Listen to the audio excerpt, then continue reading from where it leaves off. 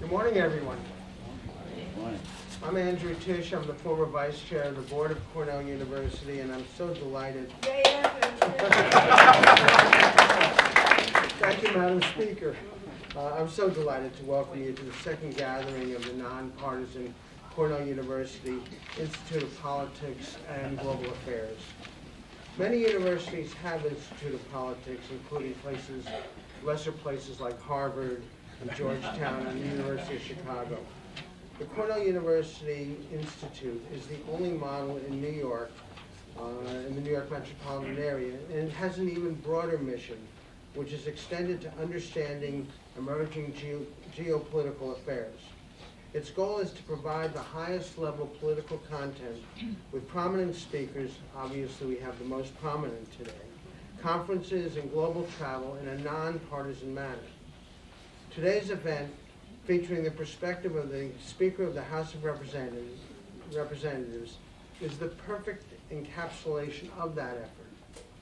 In a complex and volatile political environment, the Institute will help analyze important developments as well as provide a unique platform to guide conversation. So I urge you to become a member and to have a seat at its future events. This morning, I have the pleasure of introducing our special guest and our moderator. First, our moderator is former Congressman Steve Israel, who left Capitol Hill unindicted and undefeated to pursue a career as a writer. In addition to writing two critically acclaimed satires of Washington, he heads the Cornell University Institute of Politics and Global Affairs. He was a member of Congress for 16 years. He left in 2017, having served as the chairman of the Democratic Congressional Campaign Committee. He appears regularly on MSNBC and is a weekly columnist on The Hill. Our special guest today is, of course, Nancy Pelosi, the 52nd Speaker of the House of Representatives.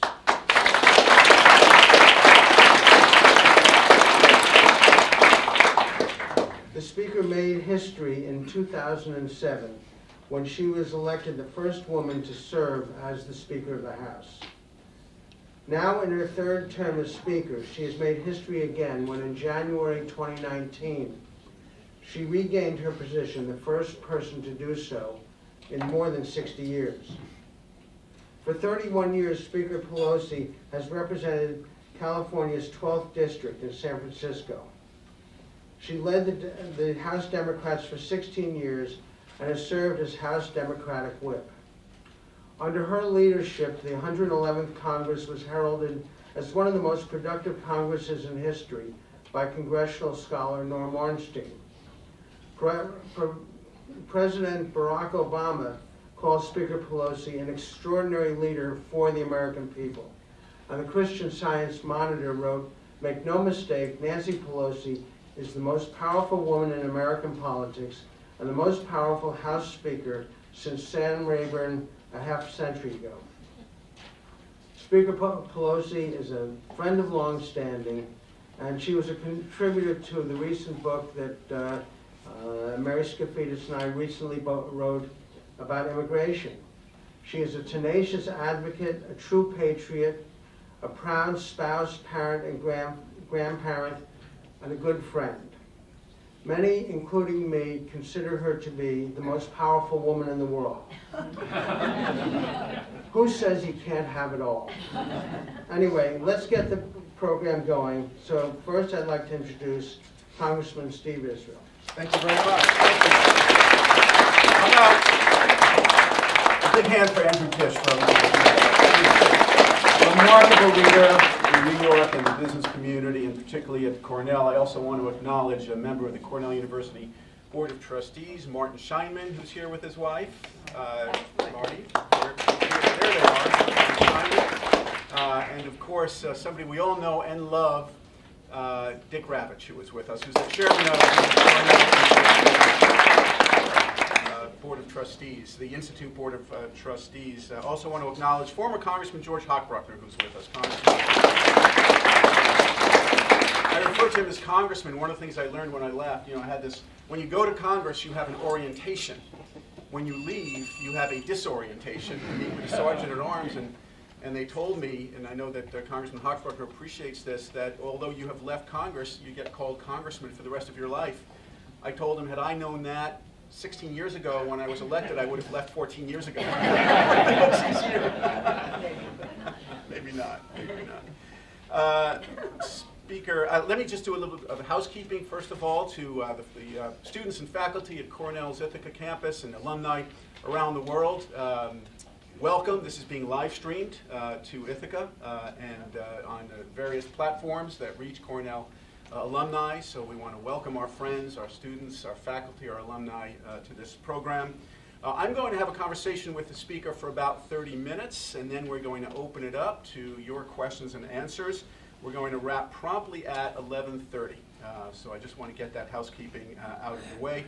And I'm also going to ask, when we wrap, please remain in your seats. Let the speaker leave first. And then when the speaker has left the room, you are free to go about your day. Speaker, again, thank you so much. I served the speaker when I chaired the Democratic Congressional Campaign Committee. She doesn't really enjoy all that much flattery, but I will say that I've never in my life met somebody more talented at politics, but also more pure on issues than Nancy Pelosi. Every political decision that we grappled with, at the end of the conversation, her response was, how will our actions affect the 1 in 7 children born into poverty, on almost every single issue? So please give her another big hand for that. A few questions. Let's dive right into the headlines, Speaker. Today's New York Times front page: tax returns and bar subpoena fuel latest clash on Capitol Hill. The lead, the Trump administration ruled out turning over President Trump's tax returns to the House on Monday and girded for a looming contempt of Congress resolution against Attorney General William Barr. The actions ratcheted up the showdown between the executive and legislative branches as Mr. Trump and his administration continued to resist the Democrats' oversight efforts on multiple fronts. The last few words are very important. Oh, that's a change. Have you not heard any of what I just said?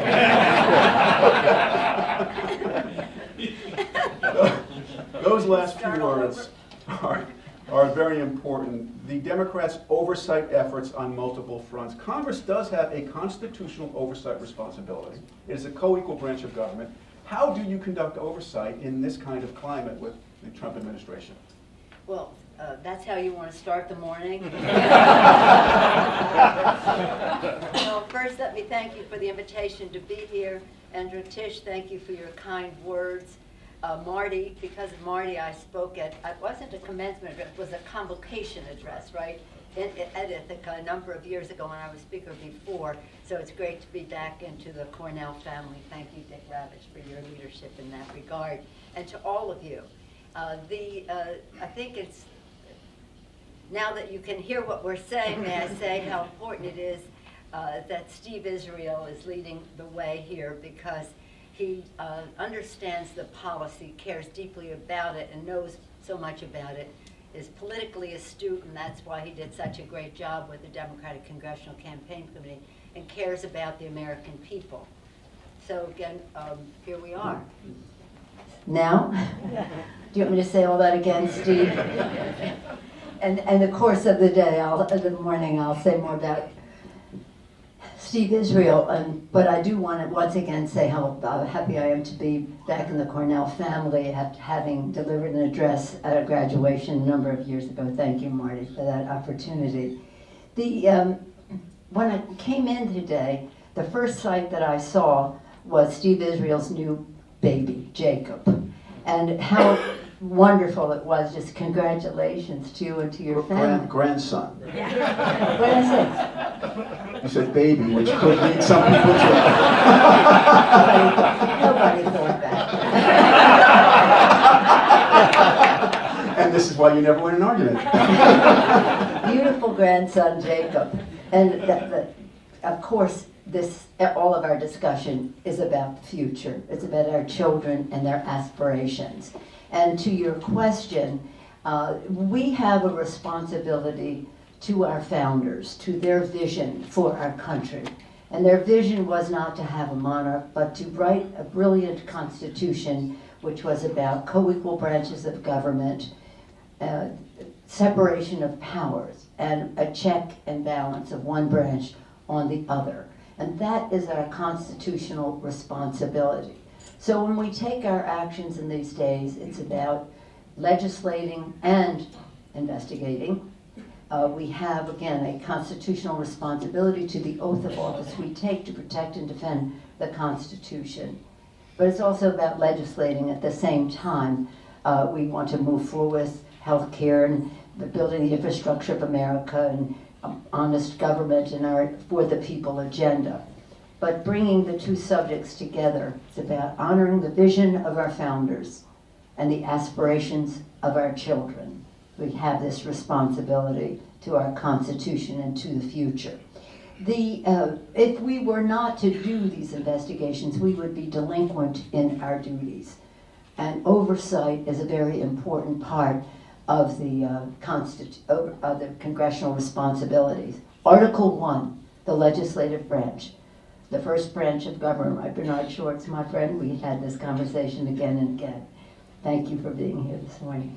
The first branch of government with oversight and spelled out responsibilities in terms of to declare war, to do the appropriations, to be the first branch of government for any revenue or investments in spending bills and the rest, and oversight of the executive and other judicial branch of government. So we have 6 committees who at this present time have subpoenas or plans for subpoenas to get information from the executive branch. It shouldn't have to be this way. This isn't about Democrats or Republicans. It's about patriotism. It's not about politics, it's about patriotism. And the fact that there is a clear indictment of the Russian involvement in our elections to undermine our democracy is something that should be a cause of action for every branch of government. This is the fundamentals of our democracy, is the right to vote and to have elections. So the fact that the executive branch wants to keep from the public the truth about what happened in those elections, we're about getting the truth to the American people, but we're also about making sure that this doesn't happen again. And the FBI has just said within the past week or two that 365 days of the year, the Russians are interfering and trying to interfere into our elections. So we all have that responsibility. And again, the facts, the data, the evidence, the truth is what we want to base our decisions on. And the administration should be willing to share that unless they have something to hide. And that's what we will find out. But we have 6 committees: Jerry Nadler of New York, Elliot Engel of New York, Richie Neal of Massachusetts, Maxine Waters of California, Adam Schiff of California, and Elijah Cummings of Maryland, all extraordinarily talented, patriotic. Not, again, that this isn't about Democrats or Republicans. That almost trivializes the challenge that we have before us. But it's about protecting our democracy. So we feel comfortable in the strength. Look, and I say this to my member, it's not about prejudice or partisanship or anything like that. It's about presentation of the facts. And you have to go where the facts lead you. Thank you. You know, you describe, let me just say you referenced Congressman Nadler. For those of you who don't know, Chairman Nadler, Congressman Deutsch, Congresswoman Demings, Congresswoman Dean, and Chairman Hakeem Jeffries were at the first Cornell Institute program the night before Attorney General Barr released his report. those members of the Judiciary Committee were with us talking about what they anticipated happening. I should also say that because the Institute is bipartisan, and so on May 30th, for those of you who are interested, we have Congressman Tom Cole, who is the ranking Republican on the House Rules Committee, who will be joining us. Reince Priebus will be joining us in the fall to take us inside the White House.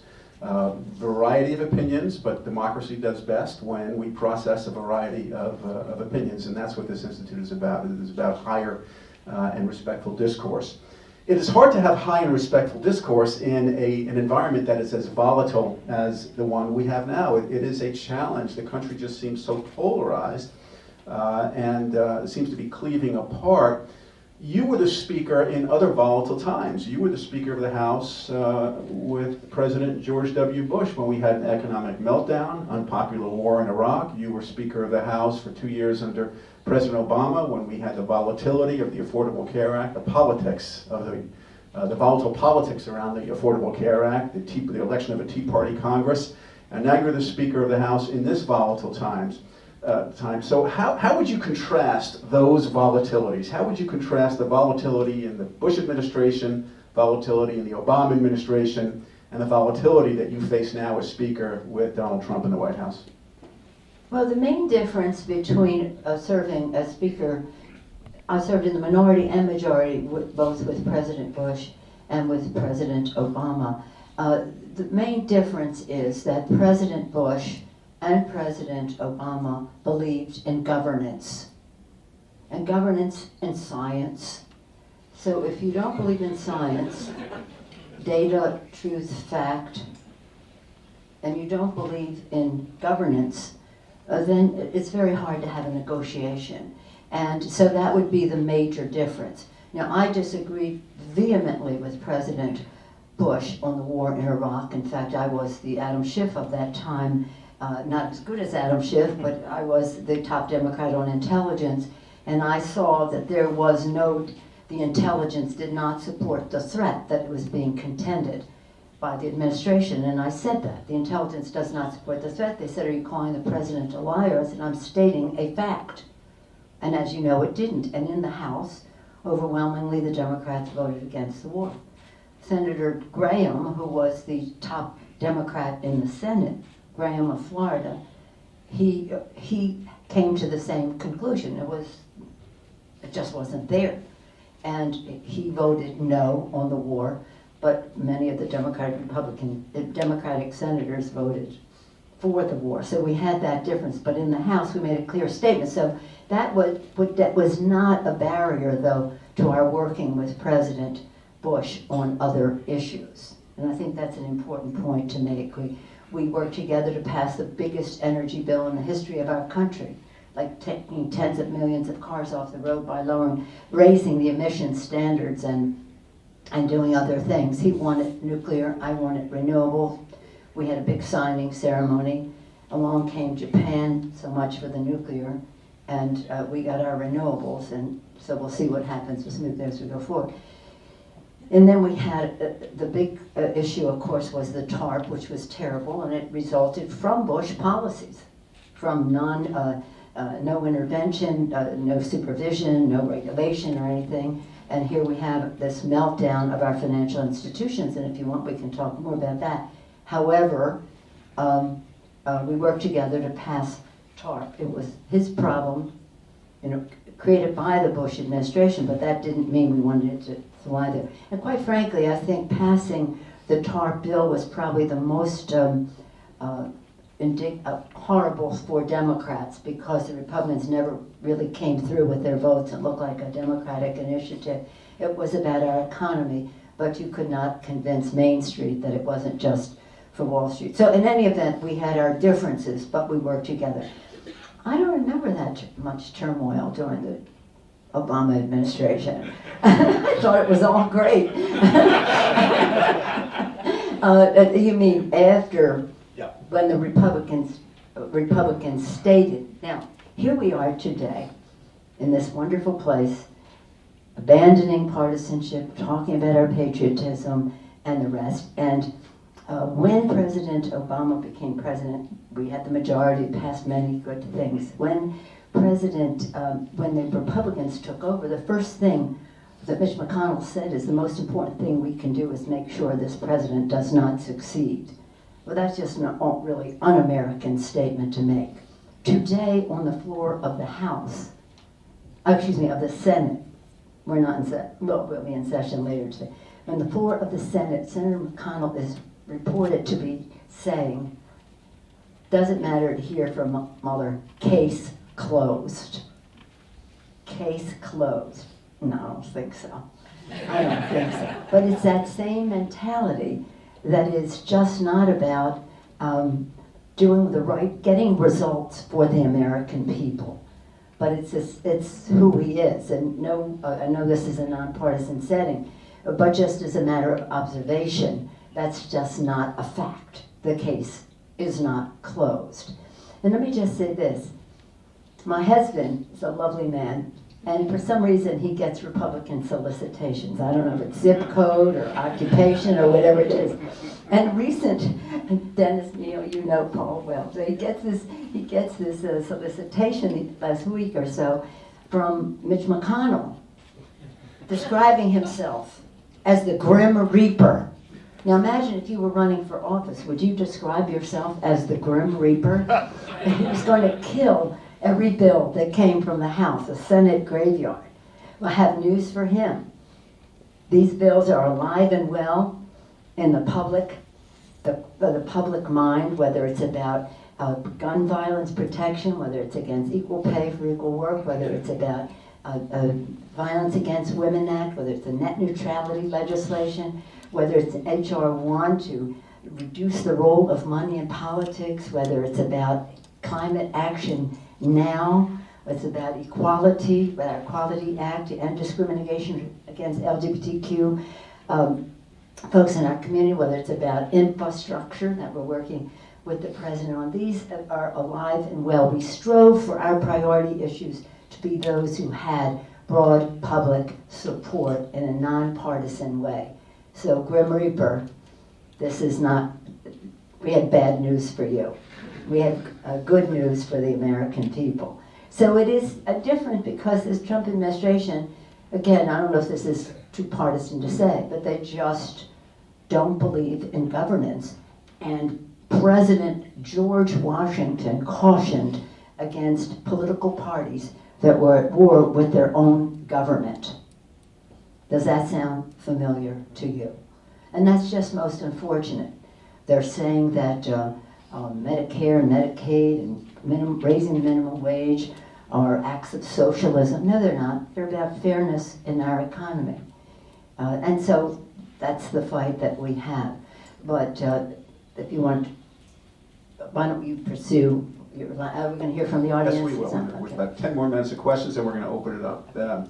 Let's pursue your priority agenda, your legislative priority agenda. Go back to the headlines. Yesterday's New York Times, quote, own the center left, Pelosi tells Democrats, or risk a disputed win. And there's a quote, own the center left, own the mainstream, Mrs. Pelosi said. Our passions were for health care, bigger paychecks, cleaner government, a simple message, Mrs. Pelosi said of the 40-seat Democratic pickup last year that resulted in her second ascent to the speakership. Quote, we did not engage in some of the other exuberances that exist in our party. Can you expand on that? Yes, and of course I've taken a lot of heat now. I'm a left-wing Democrat from liberal, progressive, name it, from San Francisco. So I have some standing on these issues. And as I say to my colleagues, I understand your exuberance about certain issues. I carried that sign that's in my basement. I carried it 30 years ago or 40 years ago pushing a stroller. So I understand the enthusiasm for what you are bringing in, and that's your privilege to advocate for. But in terms of owning the center ground, I think the center ground can be owned by the left. Whether it's raising the minimum wage, securing Social Security, Medicare, Medicaid, whether it's protecting the environment, this gift of God, this beautiful planet, whether it's having climate action now as we passed the bill the other day, whether it's about stopping taking babies out of the arms of their parents. These are, well, we advocate from the left on them, but they are right down the center. So redefine what the center is and don't let them define our agenda as something that is far left. And that's what I think the opportunity is, because the Republicans, I'm trying to be as nonpartisan as possible. The Republicans have abandoned the center. The left can own it. The left can own it. You know, I was quoted in the Washington Post as saying of you that you are Toscanini conducting Coltrane. Toscanini conducting a Democratic caucus that is like a jazz fusion band. And so you picked up, this will be my final question, then we'll open it up. You picked up 40 seats in right of center districts. The safe Democratic seats seem to be heading further to the left, but the expansion of your majority came to the right of center. So how do you pull that off? How can you lead such an ideologically diverse caucus? Well, we did in the election of 2018. And by the way, I can compare my district to any left district in the country. If anybody wants to talk about it, it is San Francisco, California. And so the Republicans, if I may use a political term, the Republicans spent money on 137,000 ads describing me as a San Francisco liberal in the 2018 elections. And I am proud of that. And they lost. But that's their pitch. They have, just as a matter of observing of facts, they have no agenda that is addresses the income disparity in our country. They're in denial about the climate. They don't support a woman's right to choose. They don't support marriage equality. They don't support immigration, respect for immigrants to our country. They don't respect gun safety laws and the rest. So what are they going to say? Nancy Pelosi is a liberal from San Francisco. So when I talk to my caucus, which has people who represent districts like mine, unless we have 218 of those, it's not going to be a majority. So what is it that we have in common? And I say to our colleagues, our diversity is our strength, that we have all this beautiful diversity, whether it's geographic, generational, ethnic, gender identity, every possible kind of a diversity, philosophical. Our diversity is our strength. Our unity is our power. And so we have, whatever our differences, we have our common ground. And from time to time I get credit for being a great unifier of our caucus, but I say don't give me any credit for that. Our values are what unify us. And our values are about advancing the interest of America's working families, to end this disparity in income, to address issues that relate to our children's future, whether it's the air they breathe, the water they drink, the planet they live on. And when people ask me the three most important issues facing the Congress, I always say the same thing. Our children, our children, our children. Their health, their education, the economic security of their families, a healthy and safe environment in which they can thrive, a world at peace in which they can reach their fulfillment. So when we make these decisions, we have to do so in a way that unifies America, not divides America. E pluribus unum, that's what our founders, the guidance they gave us from many one. They couldn't imagine how many we would be or how different we would be from each other. But they knew that we had to strive for oneness. So as we have our philosophical debates, we have to do so in a way that tries to bring people together. So when we weigh the equities of go this way, go that way, does it unify? Does it get results for America's working families, for our children, honoring the vision of our founders? Thank you. How about a big hand for Speaker Pelosi? We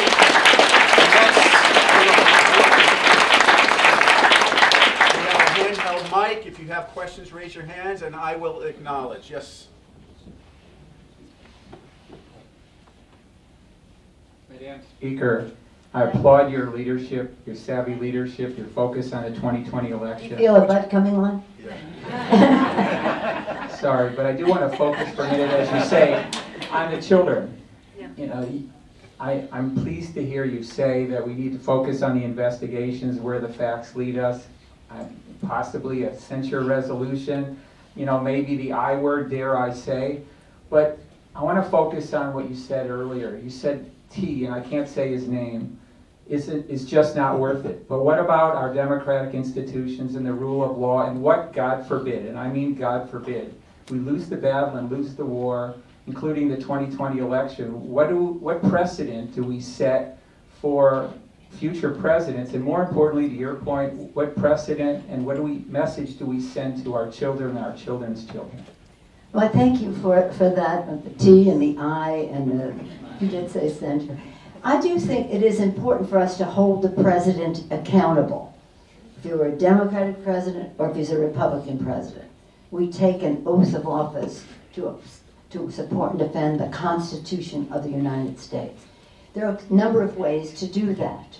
And I just remind that you're all too young, but read it in history books, it's my youth, it's history to you, the impeachment of, the non-impeachment of Richard Nixon.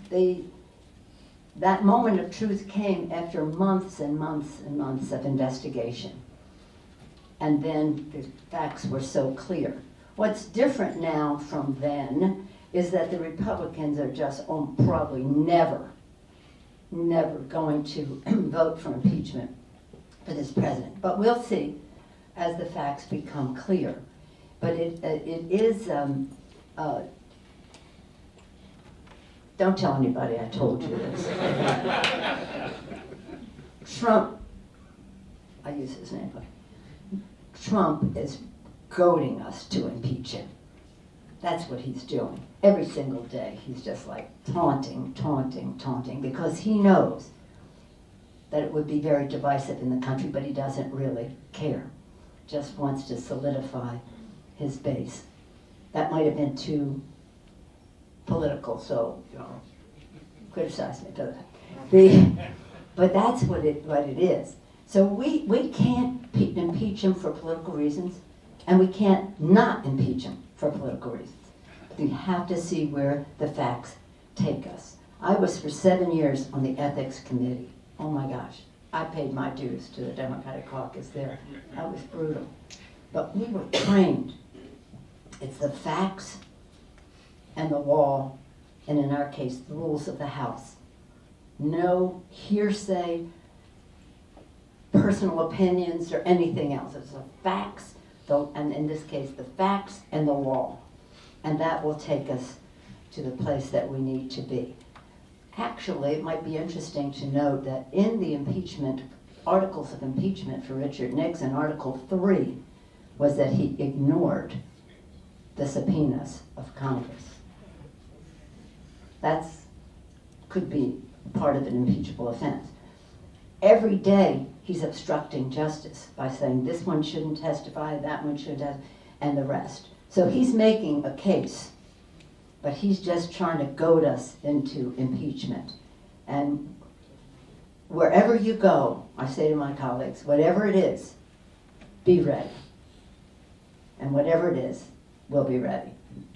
All right, we're going to go to Jeff And Corral. again, we owe that as a precedent for the future as well. We'll go to Jeff Corral, and we're going to take you, ma'am. I'm sorry, I don't know. I can't really recognize you. And then, yes, number 2. What's your name?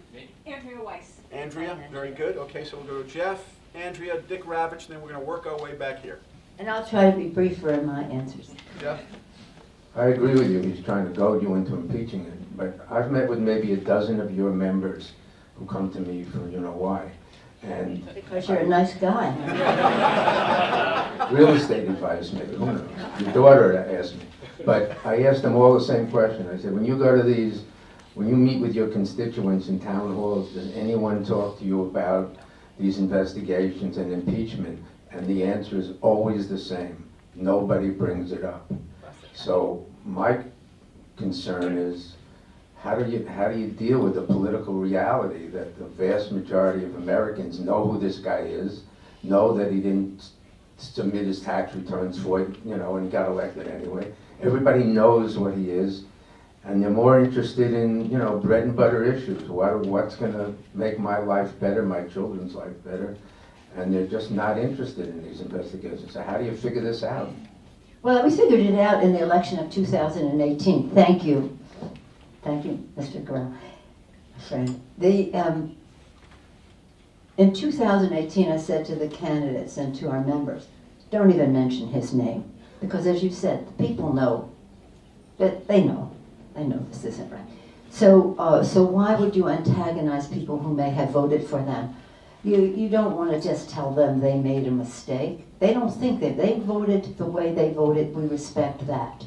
We want them to vote for you, to individual candidates, because you are for the people. Lowering healthcare costs by reducing the cost of prescription drugs and protecting the pre-existing condition benefit, increasing paychecks by building the infrastructure of America in a green way, and cleaner government. Very simple. Lower healthcare, bigger paycheck, cleaner government. That was our message in those districts. And that is our agenda. We have 10 bills now that support all of that, that we're sending over to the Senate and into the Court of Public Opinion to weigh in on the Senate. So we have to do both things at once, but one does not, you're right, and I travel all the time. This weekend I was probably in 4 or 5 cities. I say that because I don't do count Washington is one of them, I don't think. Boston, Chicago, New York, California, 4. Okay, 4 other than Washington.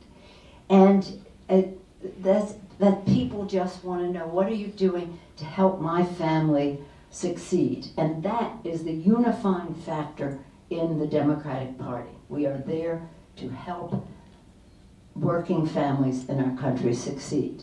And we cannot, and this is part of the challenge, because the press in Washington and here is just obsessed with the legitimate concern that we have about a president who is not honoring the Constitution of the United States and his oath of office to that.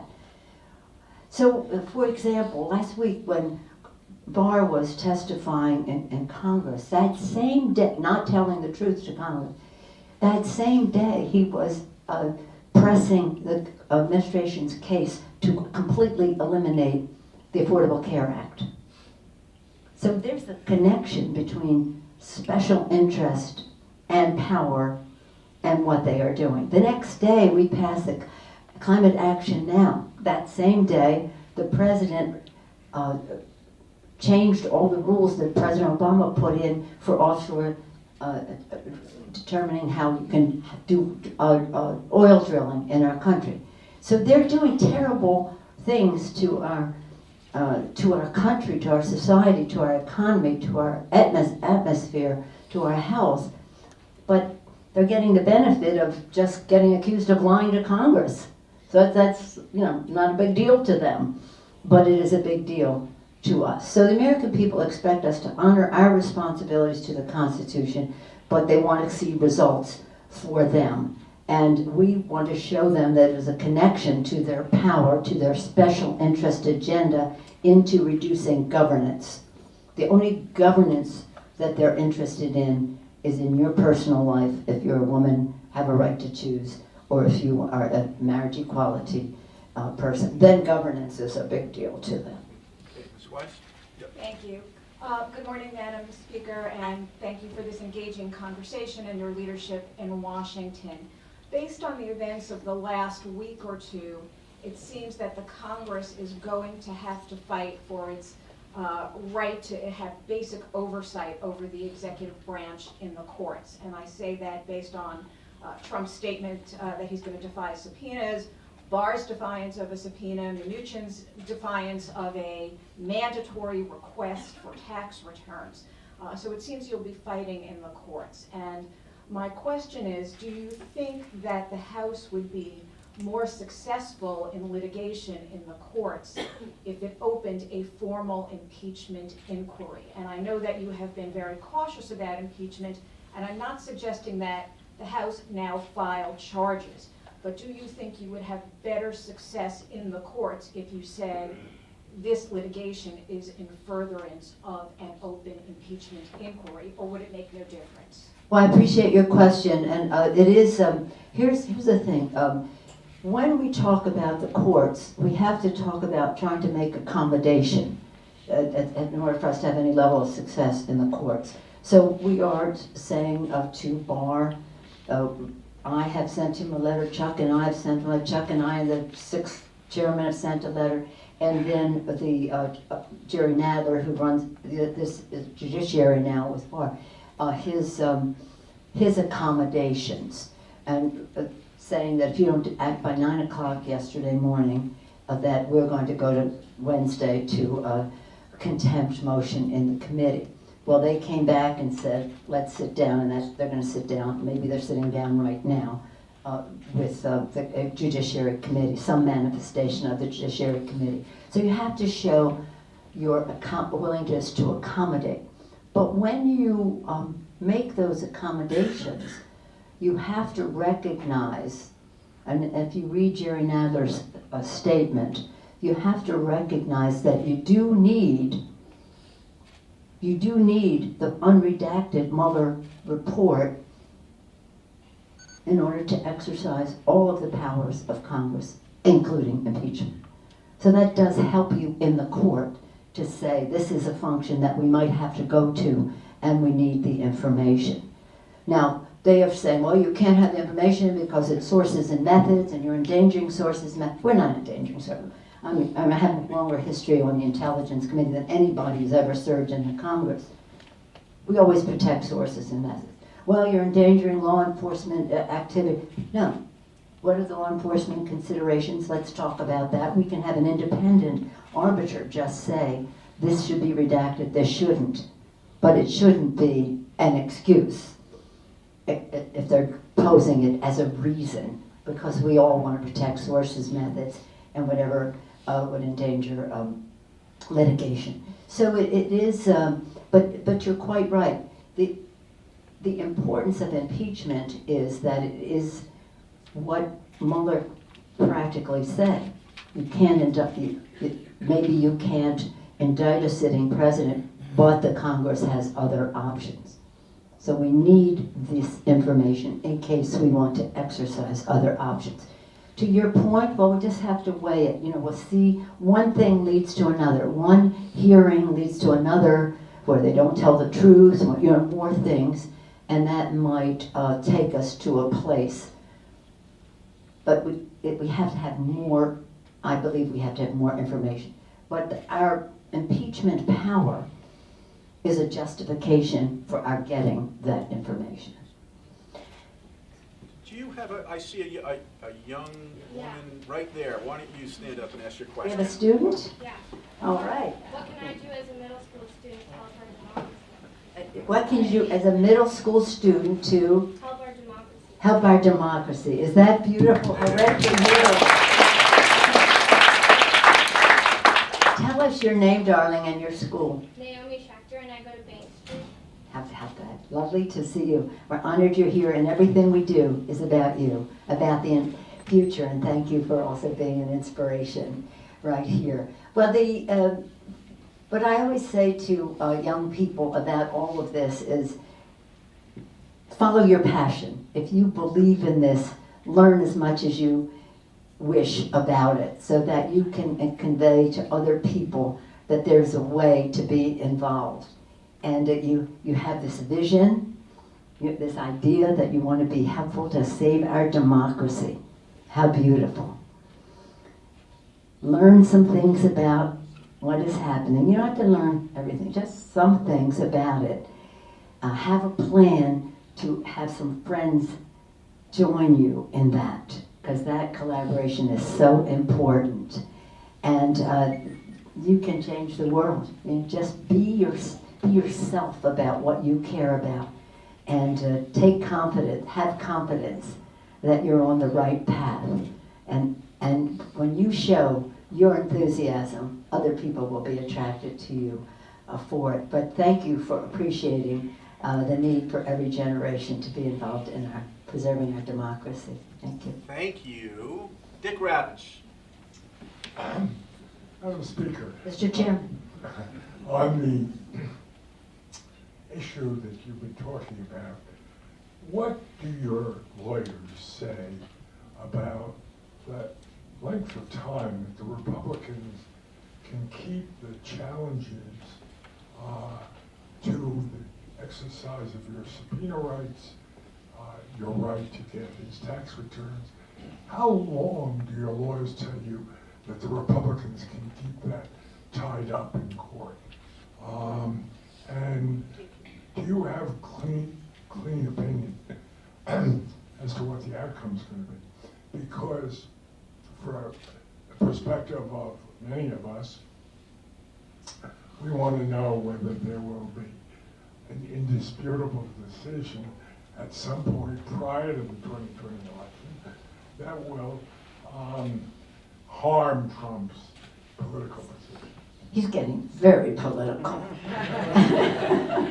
Thank you, Mr. Chairman. Well, we have great lawyers, and so do all of our committees of jurisdiction. By the way, over 50%, Steve, of our members serve on those committees. Over 50%. So we have great involvement of our membership in some of these decisions.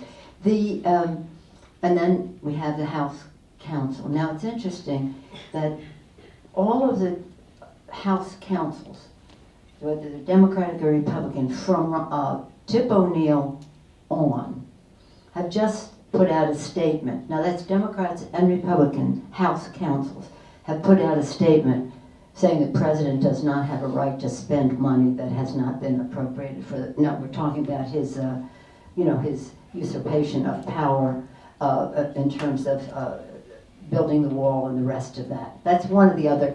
We have many cases. We're in court on Affordable Care Act. We're in court on his not obeying the appropriations process of Congress and saying he's going to do his own thing. And now all of these Democratic and Republican House councils are saying that he does not have that authority. That would be helpful in court. We're in court on the census.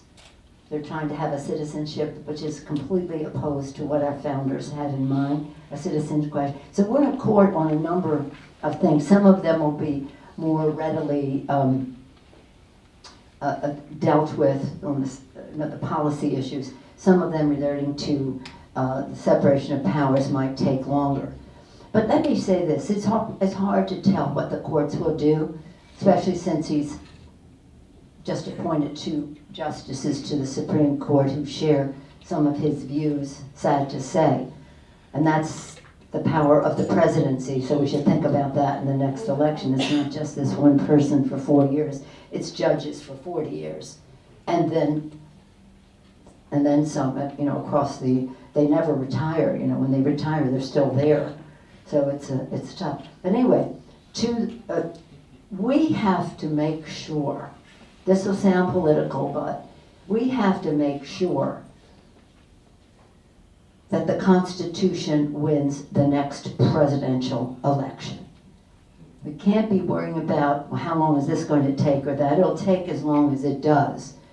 And we will press the case so that in the court of public opinion, people will know what is right. But we cannot accept a second term for Donald Trump if we are going to be faithful to our democracy and to the Constitution of the United States. And that is just a fact.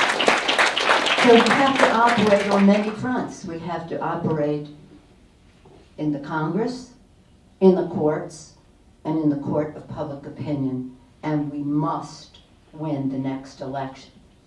This isn't a political arena, so I'm not going to tell you how. But we all know, I think we all know why that would be important. And yeah, our lawyers give us a scan of time that some of this might take, and it can take a long time. Some of it can take a long time. But we have to make the case, as the gentleman suggested, as far as precedence is concerned. But we also have to ensure the outcome by taking the fight to the vote. Now let me quote a Republican president, Abraham Lincoln. He said, "Public sentiment is everything. With it you can accomplish almost anything, without it practically nothing." And that is what we keep saying to Mitch McConnell. Public sentiment is what is important and what is going to weigh in on your senators. And if you insist that they vote against the public sentiment, there has to be a price to pay politically. Professor, Cornell professor.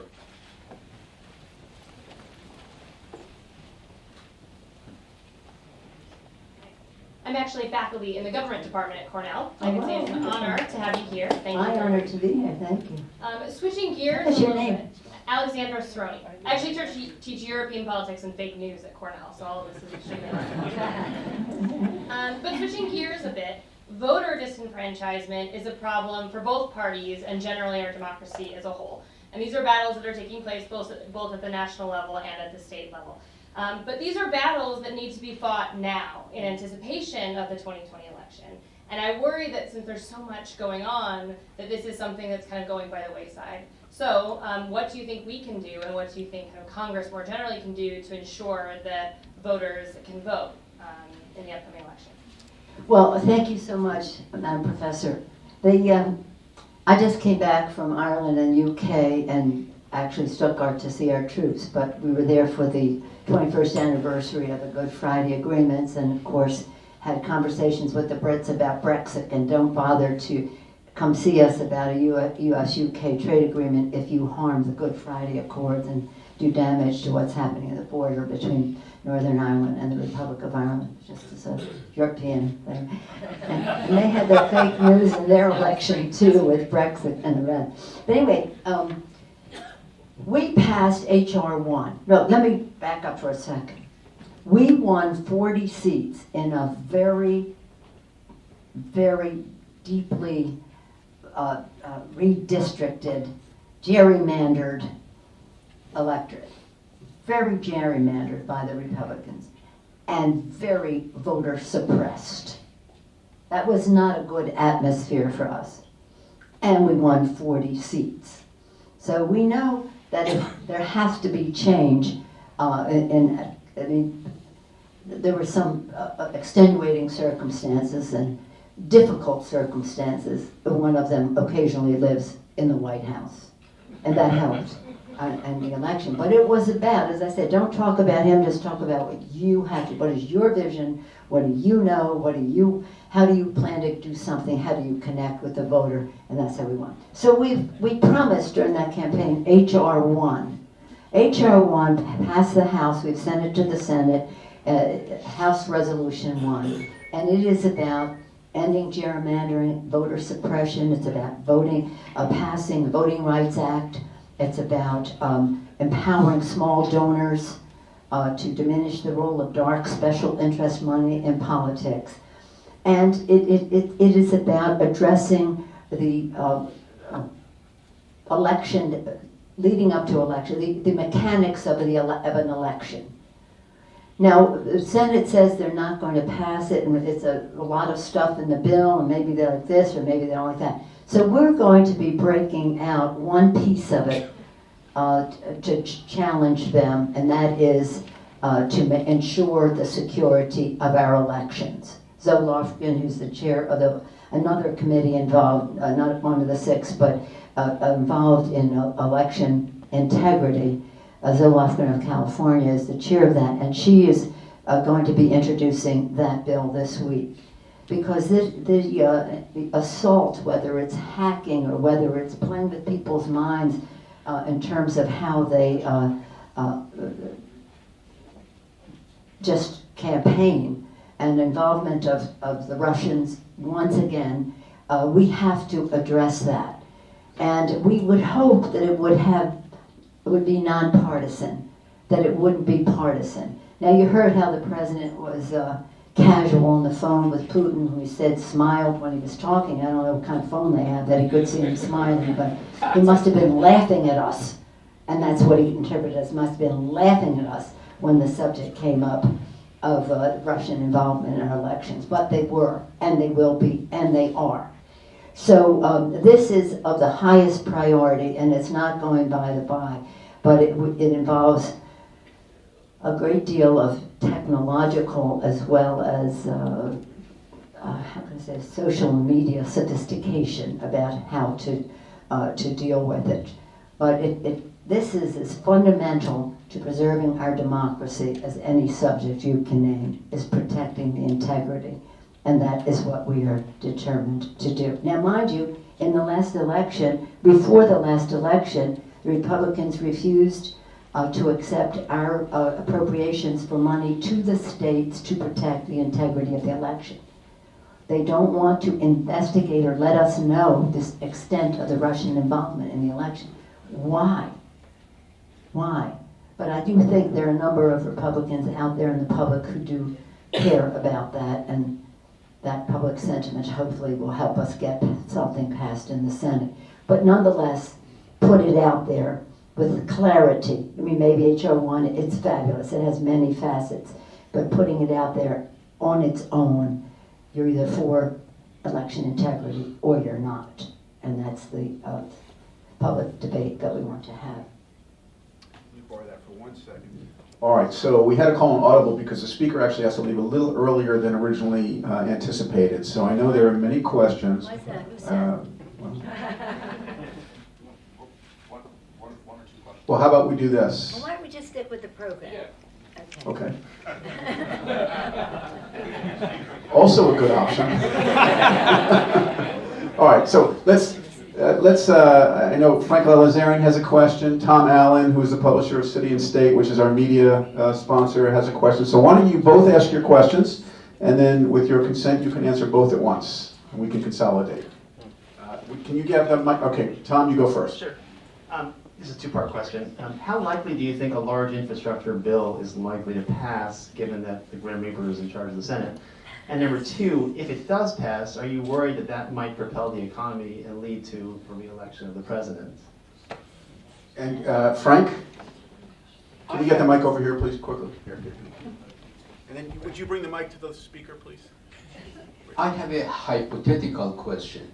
Supposedly, in the 2020, hypothetically, Donald Trump get elected, and 50% or more of the people vote for him.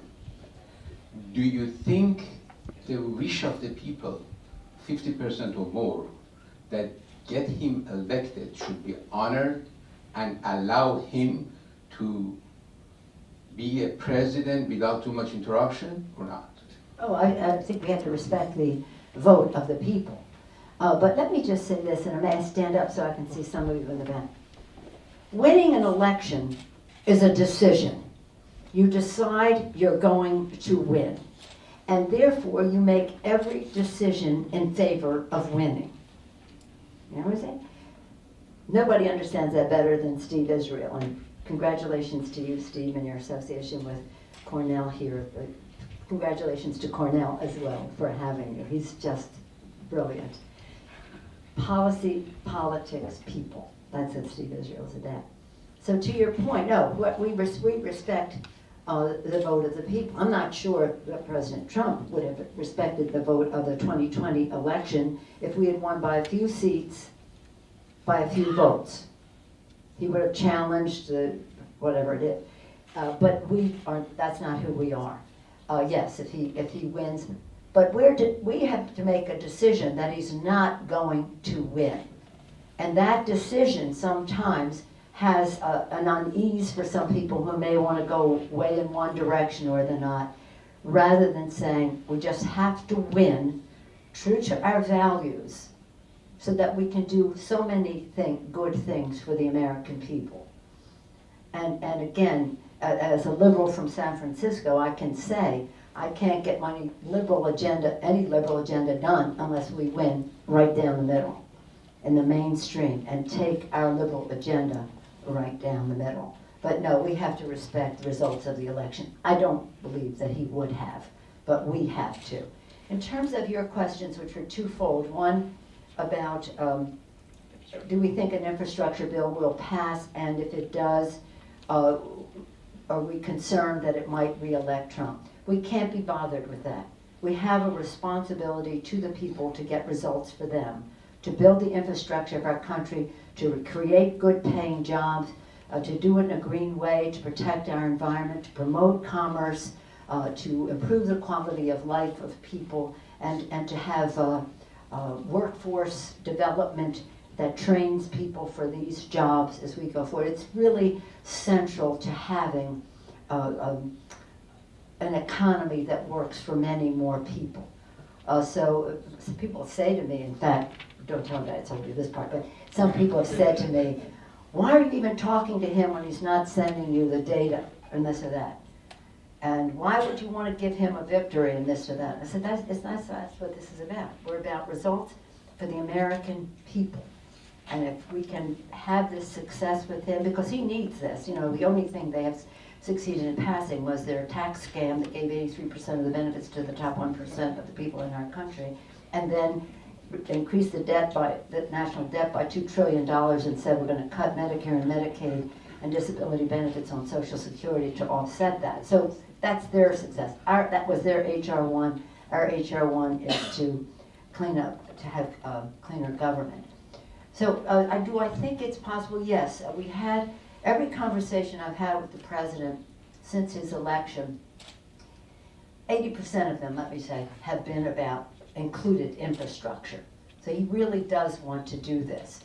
How that is defined, he said, I want to do roads. I said, no, you want to do roads, you want to do mass transit, you want to do broadband, you want to do satellite infrastructure, because so much, even farming is precision farming. And we really have to be preeminent in the world in our economy, and we have to. And remind that President Eisenhower, not remind, but in the history books, President Eisenhower, when he did the interstate highways, it was a national security issue to unify our country.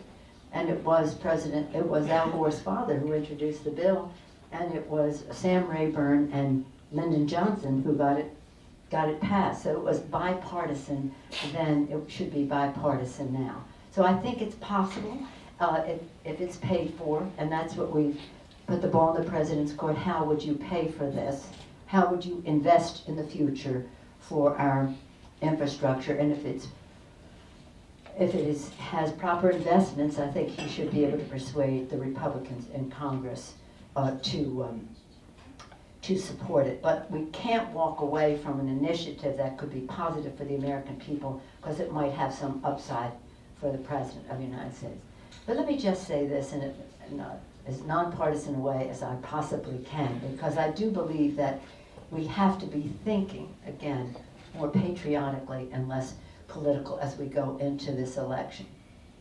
This president is undermining the Constitution of the United States. But not only that, think of who we are as a country. Think of who we are as a country. Our Constitution, with our freedoms enshrined there, undermined by this administration.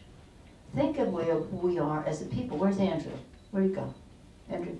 Andrew Tisch. He wrote the book on immigration, which I was happy to contribute to. A nation of immigrants. A nation of immigrants. In the campaign, I quoted another president, Republican president, Ronald Reagan. Ronald Reagan said, I want you to go look this up, Eric, Google it. Google it. The speech of Ronald Reagan. This is the last speech I will make as President of the United States. Does that get your attention? Ronald Reagan? Ronald Reagan, and I want to deliver a message to the country, communicate a message to the country I love. He talked about the Statue of Liberty and the beacon of hope that Statue of Liberty is to the world, and what it means to people who have come to the United States and seen that statue as the first manifestation of America. And then he goes on to say, in effect, the vital force of America's preeminence in the world is every new generation of immigrants who come to America. And when America fails to recognize that vital force as part of our preeminence, we will fail to be preeminent in the world. Ronald Reagan. He cannot shut the door, said. He cannot shut the door to new immigration. It is the source of our youth and our vitality and as a country.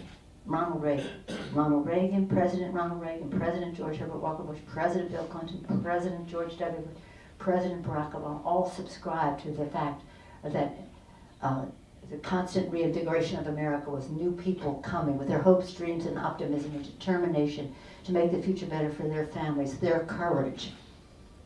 Those are American traits. Those immigrants make America more American. They all subscribe to that until this president. Shameful, and his disrespect for people. So our Constitution, our people, our beautiful terrain, this beautiful country that God gave us, I believe that it's God's creation. We have a moral responsibility to protect the whole planet. But degrading the environment of our beautiful continent, our beautiful country. So whether you're measuring it by our freedoms, our Constitution, the people we are, the land that we are. But Teddy Roosevelt established the national parks are recognizing that as part of the infrastructure of America to be protected. And then our values. You see a budget that says give $2 trillion to the rich and corporate America and take it out of Medicare, Medicaid, Social Security, and the rest. Reduce investments in education so that we don't increase the deficit. With stiff competition, one of the dumbest proposals that they have put forth, because nothing brings more money to the Treasury than investing in education, early childhood, K through 12, higher ed, post-grad, lifetime learning for our workers. So there's a great deal at stake in the election. And many of the things that I talked about are bipartisan, are nonpartisan. The Republicans have been in the lead on environmental issues from the start of it, not lately, but from the start. Our Constitution, our respect for immigrants, as I mentioned, bipartisanship in terms of presidents. So this is not partisan. This is, again, American. And I do think that when we go out there to make when our candidates are there, which I intend for us to win the election this year by having our candidates be so strong that they won't attract formidable candidates, and that anybody who wants to run gets the message. You're going to be serving in the minority, my Republican friends, if you decide to run. And we'll make that decision to win the House, to win the Senate, and to win the White House. But sometimes it can be, this is going to ruin your morning, really cold-blooded. You just have to make the decisions to win.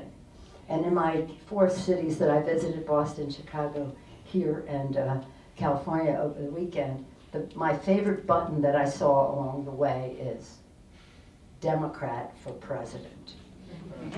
Democrat for President. The people just want to win because so much is at stake, it's unthinkable that this particular person, I'm not talking about any other Republican, I'm talking about this particular person would be elected because of the damage that he is already doing to our country. Now we're getting a little partisan, so I think we should probably bring this to a close. But let me leave you with this hope that there is really a willingness in our country to embrace who we are as a country. About, young people don't care about party. They're interested in net neutrality, or they're interested in the climate crisis, and they're interested in, are they going to have a job and the cost of COVID. Party doesn't mean anything. It's a question of finding out who has their interest at heart, and we think we do and feel confident in that debate. But it is incumbent on us as Democrats to be as values-based, weighing the equities, unifying for our country. We have a different, really almost nonpartisan responsibility. But in order for us to achieve that, we have to win. And we have to win in a unifying way for our country. That would be the victory for our Constitution.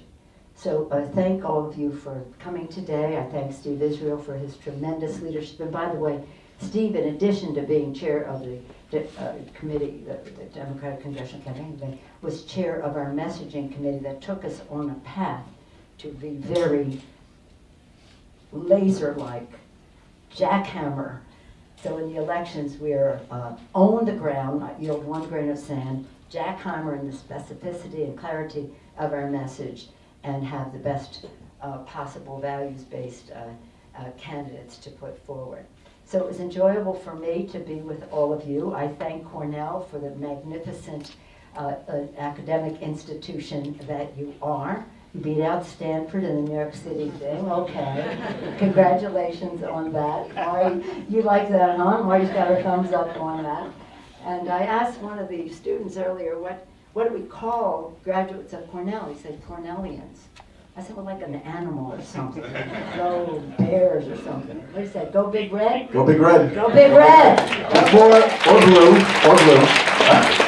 Before we thank the speaker and she leaves, let me invite you on May 16th. We're having a private dinner with the Chinese Consul General to discuss trade and the economy. Congressman Tom Cole, Republican ranking member of the House Rules Committee, former chairman of the National Republican Congressional Campaign Committee, will be here on May 30th. Congressman Schiff will be with us on June 18th. Reince Priebus will be with us in the fall. And in July, we're convening a Peace Games for new members of Congress at the U.S. Institute for Peace, where we're going to simulate a nuclear escalation on the Korean Peninsula and help them manage that problem. All through the Cornell Institute of Politics and Global Affairs. Big hand for the Speaker of the House, Nancy Pelosi. Please stay where you are as the speaker exits.